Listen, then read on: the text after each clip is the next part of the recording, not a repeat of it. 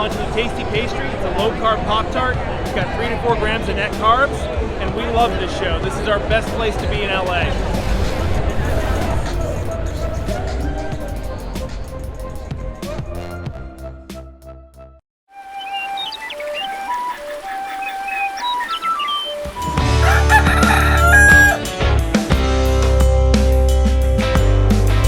Welcome back to Legendary Foods Muscle in the Morning. I'm Dave Palumbo, and today is Monday, July 18th, 2022. And let's find out what's going on in the world of bodybuilding and fitness.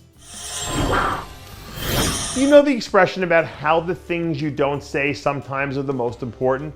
Because if you heard Dan Solomon's response to when he was asked about Derik Lunsford getting a special invite to compete at the Open Olympia last week, if you read between the lines, you can't help but get the feeling that this is starting to look more and more like a real possibility. In a recent interview, Dan was essentially asked whether or not Derik would receive a special invitation to compete if he wasn't able to make weight for the 212 division. And even though he didn't come out and give an outright yes, what he did say was pretty damn close. Now, just to be clear, neither Dan or Derik, or anyone else for that matter, has declared any sort of intentions to take a shot at the Open at this point. But people have been talking about it for months, and they're probably going to keep talking about it for months until we hear someone say one way or another what's going on. So if this does end up becoming a done deal, or at some point down the road, no one can say you never heard it coming.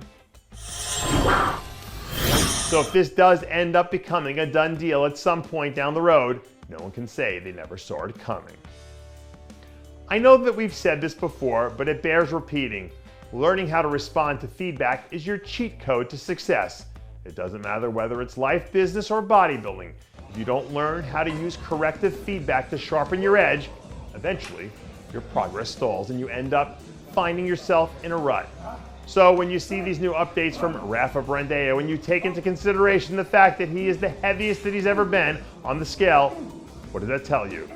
That was rhetorical, of course. What it's telling you is that the judges have been telling him that he needs to have more size on stage, and instead of tuning them out or deciding to go in another direction, he chose to listen. He took their feedback into account, created a game plan, and now he's executing it to a T. That's what winners do. They respond in a clutch. And if he keeps this up, it's only a matter of time before he really starts to reap the benefits. Believe it or not, the Chicago Pro is coming up next weekend already. And if you're a 212 fan, you're going to want to tune into this one because it looks like Derik Oslan is ready to bring the heat.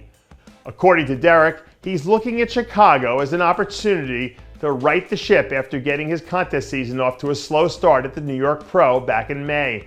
And the sense you get from people close to his team is that the look he's bringing in this weekend will remind people why he was a top 10 finisher in 2020.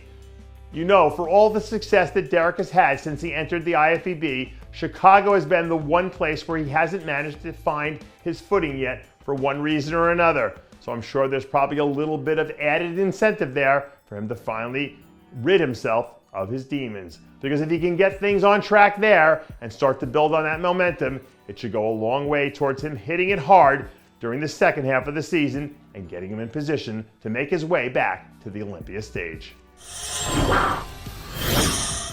If you're not someone who's typically plugged into the amateur scene, then you might not know that the USA Championships are on deck next weekend, which means that we're only a few days away from ushering in the next wave of future stars in the IFBB. And if you're a wellness fan, Jen Scarborough is a name that you're going to want to watch because there's a very distinct possibility that she ends up emerging as one of the biggest winners of the entire weekend. She's a former CrossFit and Olympic lifting athlete who decided to shift her focus towards bodybuilding a few years ago. And according to people in her camp, she's got all the tools to step right in and be competitive in this division from day one. This division still might be in its infancy, but that doesn't take away from the fact that there's a ton of new talent flooding the stage every single weekend. So if Jen shows up and takes care of business, it might only be a matter of time before we see her doing the same thing on the next level.